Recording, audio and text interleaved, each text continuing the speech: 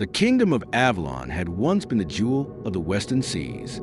Travelers spoke of towers carved from living crystal, of rivers that gleamed like molten silver, of orchards that bore fruit touched with the sweetness of magic itself. Avalon had been more than a kingdom. It had been a promise, a beacon to the world that magic could flourish without fear, that light could endure forever. But forever, Eryndor knew, was a lie.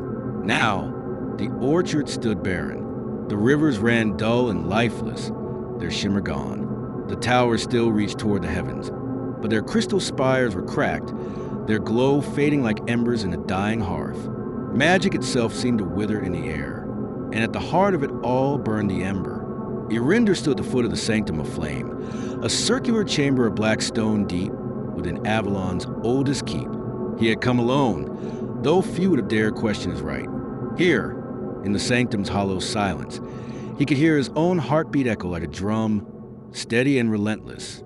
On a pedestal at the chamber's center burned a single flame. Small, fragile, its glow was faint, like a candle nearly consumed.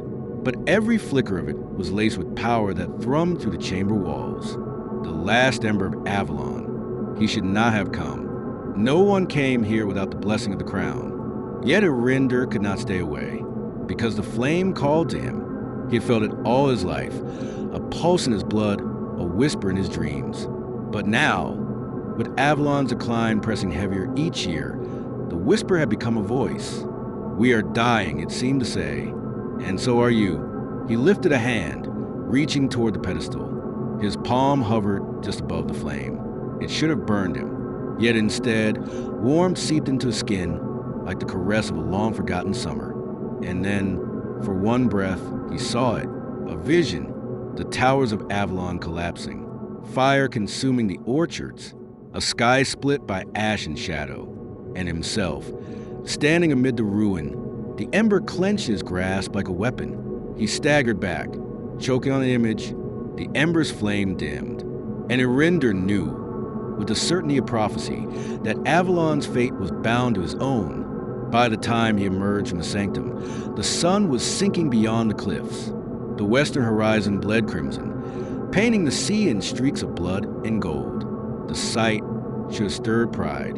Instead, it left his chest hollow. The courtyard beyond the sanctum gates was nearly empty, save for a handful of weary guards and an old man seated upon the steps. His cloak was threadbare, his staff chipped, yet his eyes gleamed with the clarity of someone who had seen too much. "Again you go where you should not," the old man rasped. Eryndor paused, pulling his cloak tighter around his shoulders. "I go where I must, Magister Aldrin." The old mage gave a dry chuckle. "And must you always stare into the fire, boy? Sooner or later, it will stare back." "It already has," Eryndor muttered. Aldrin's gaze sharpened. For all his age, the Magister's mind had not dulled. "You saw it, then. The ruin." Eryndor said nothing. His silence was answer enough. Aldrin leaned on his staff, rising with effort. "Then you know why the crown forbade you from the sanctum. The ember is not yours to claim.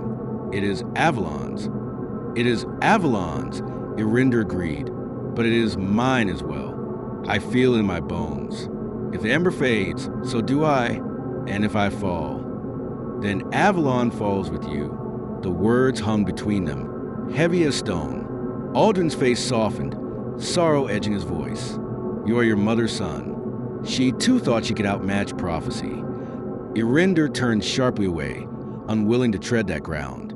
His mother had burned to protect Avalon from enemies beyond the sea, and in her absence, Avalon had withered faster than ever. Perhaps the ember had taken her. Perhaps it would take him, too, but he could not turn away from it. Not now. That night, Avalon's great hall blazed with torchlight, though the celebration fell hollow. The court gathered for the Festival of Cinders, a tradition older than the crown itself. Once a joyous feast in honor of the ember's eternal flame. Now it felt more like a funeral. Nobles whispered behind jeweled masks, their laughter brittle. Musicians played, but their notes faltered. Even the banners sagged, their colors faded. Eryndor sat near the dais, his goblet untouched.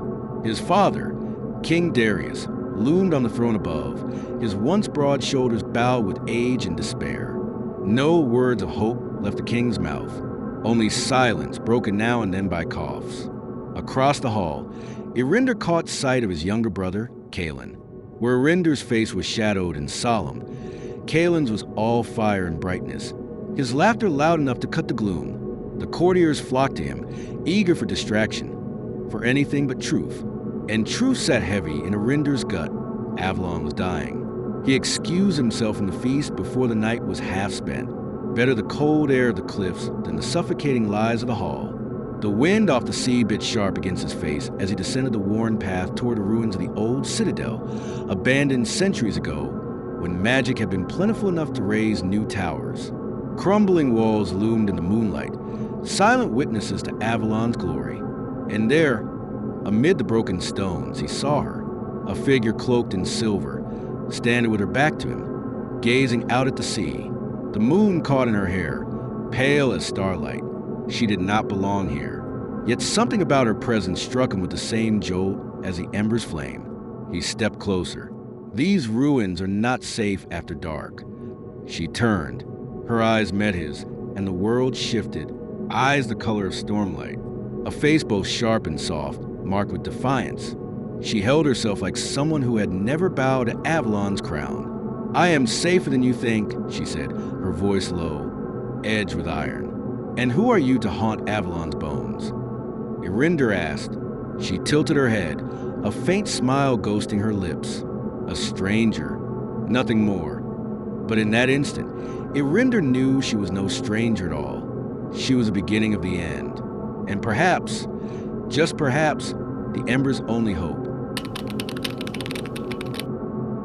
The wind sharpened as it swept across the broken citadel, threading through fractured arches and hollow halls like a mournful song. Moonlight painted the ruins in shades of silver and shadow, the stones whispering of battles and coronations long past.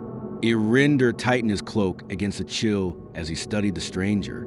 She had not moved since turning to face him. She stood as if she belonged in the ruins, as though they had risen for her alone. Her cloak shimmered faintly in the moonlight, but it was not Avalon's weave. He knew the silks and dyes of his homeland. None caught the light like that. Her presence prickled against the back of his neck, like a warning. "You should not be here," Eryndor said again, his voice steadier now, though the ember still pulsed hot in his chest. "Neither should you." Her lips curved, not quite a smile. "And yet here we are." He bristled. Outsiders did not speak so boldly within Avalon's walls, not unless they were fools. Or spies. "You've risked much, slipping past Avalon's guards," he said. "Tell me why before I decide to summon them." Her chin lifted, defiant. "If you were going to call them, you would have done so already." That struck too close. He hadn't moved for the horn at his belt, hadn't raised alarm. Some part of him, reckless, inexplicable, wanted to hear her speak. "Answer me," he pressed. She regarded him for a long, unblinking moment. Then, slowly, she drew back her hood. Silver hair spilled down her shoulders, gleaming like frost. Her eyes, pale gray edge of violet, locked on his, sharp, wary, unyielding. She was young, perhaps his age, yet there was something ageless in the way she carried herself. "I came," she said at last, "to see Avalon before it dies." The word struck like a blade between his ribs. "You speak treason," Eryndor hissed, stepping closer, though the shadows between them still seemed to hum with unseen danger. "Avalon does not die, not while the ember burns." Her gaze softened, almost pitying, and yet even a child can see it withers. "Your orchards are barren. Your rivers run dull. Your people whisper of hunger. The ember fades, and with it this kingdom." His hand clenched around the hilt at his belt. "You speak as though you know its fate." She tilted her head, moonlight catching on the curve of her cheek. "Perhaps I do." 1,000 questions clamored on his tongue, but only one found voice. "Who are you?" For the first time, her expression faltered. Not much, only the faintest shadow flickering across her face, but was enough to reveal the truth. She was hiding something. "No one of consequence," she said too quickly. Eryndor narrowed his eyes. "You expect me to believe that?" A woman with hair like silver fire, robes of foreign silk, slipping into Avalon's ruins under cover of night? You are no stranger. A faint smile tugged at her lips again, though this one was weary. Perhaps not. But if I told you my name, you would not thank me for it. The wind whipped harder through the ruins, scattering dust across the stones. Somewhere in the distance, a bell tolled from the watchtower. Eryndor stepped closer, close enough now to see the pale line of a scar just beneath her jaw, the small tremor breath as she held herself steady against the scrutiny. "Try me," he said. Her eyes lingered on his face, too long, too searching, and in them he caught something unexpected. Not arrogance, not fear, recognition. "You are the Crown Prince," she said softly. "Eryndor of Avalon." The ember in his blood flared at the sound of his name on her lips. He hated that it did. "You know me," he said carefully. "Yet I do not know you." "Better that way," she murmured. Before he could reply, the sharp crack of footsteps echoed across the ruin. Both their heads snapped toward the sound. Torches flickered beyond the broken archway. A patrol, their orange glow cutting through the moonlight. The woman's eyes widened, though her voice remained calm. "Your guards." Eryndor's hand shot to his horn, then froze. If the guards found her here, she would be dragged before the throne, interrogated, perhaps executed. And if she truly was a spy, enemy born, then the law demanded it. Yet something inside him recoiled at the thought. "Go," he said under his breath. Her brow furrowed. "What?" "Go now. There's a gate beneath the south wall. It leads to the cliffs. Follow the path down, and you'll reach the sea." She studied him in stunned silence for a beat. Then, slowly, a smile bloomed across her lips, not mocking, not bitter, but something else, something almost grateful. "You would risk yourself for me?" she asked. "I don't know why," he admitted through clenched teeth. "But yes." "Run." For a moment, neither moved. The patrol's torches drew closer, their voices drifting through the air. And then she turned, her cloak flashing silver in the moonlight, and vanished into the ruins like a wraith. Eryndor stepped into her place, squaring his shoulders, masking the heat in his chest as the guards rounded the corner. "Your Highness." The captain bowed. "We heard voices." "Only mine," Eryndor said smoothly. "I come here often. The ruins help me think." The captain hesitated, then nodded. "As you say, sire." They moved on, the torches fading into the distance. Only then did Eryndor let his hand fall from his sword. His pulse still thundered, louder than the sea crashing against the cliffs below. Who was she truly? And why? When she should have been his enemy, did he feel the ember burn brighter at the sound of her voice? He did not know, but he would find out. And somehow he already knew. Their paths were bound together, as surely as the ember was bound to him. The great library of Avalon was older than the citadel itself. Its vaulted halls were carved into the roots of the mountain, their stone walls laced with veins of crystal that glimmered faintly when the ember flared in the distance. Some said the library's foundations had been laid in the age before kings, when the gods still walked the earth. Eryndor descended the spiral stairwell with a torch in hand, his boots echoing against the hollow steps. He had not slept since the night in the ruins. His thoughts had circled endlessly. The silver-haired stranger, the fire that pulsed hot in his chest when she spoke his name, the way his heart had betrayed reason and chosen mercy over law. But most of all, her words haunted him. "I came to see Avalon before it dies." He could not dismiss them, not when every withering tree and fading stream whispered the same truth. And so, like a moth drawn to flame, he had come seeking answers in the only place they might still be found, the library's forbidden wing. The guards at the entrance bowed, but said nothing. They knew better than to question why the prince sought dusty tomes in the dead of night. Few dared follow him into this place. The forbidden wing smelled of dust and rot, a graveyard of words. Shelves grown with parchment, sealed in wax and leather, scrolls too brittle to touch. At the heart of the chamber lay the Ember's codex. It rested upon a pedestal of obsidian, chained with runes that glowed faintly against the dark. Eryndor set his torch aside and pressed his palm to the chain. The runes flared, recognizing the blood of Avalon's heir. With a shiver, the bindings unraveled and the heavy book creaked open. The script inside was jagged, ancient, written in the language of the First Kings. Eryndor traced the words with careful reverence. When the last ember flickers, so too shall Avalon fade. Only through fire joined with shadow shall a flame be reborn. He read the line again, slower, as though repetition might yield clarity. Fire joined with shadow. It was prophecy, he realized, not mere warning, but binding truth. The ember was no simple relic. It was life itself, the thread of Avalon's fate, and he, bound to it by birth, was tethered to that fate in turn. If the ember died, so would Avalon, but the word suggested more. Rebirth, not just ruin. A chance to rekindle what had been lost. Eryndor turned the pages, his eyes devouring the fragile ink. Each passage spoke of the ember's power, how it had been stolen from the gods, how kings had waged wars to possess it, how its flame had burned brightest when shared by two. Yet always, the script returned to the same refrain.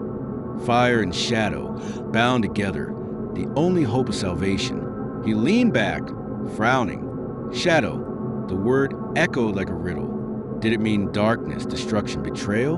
Or someone? A whisper stirred behind him. You should not be here. The torch guttered. Eryndor spun, his hand instinctively on his sword.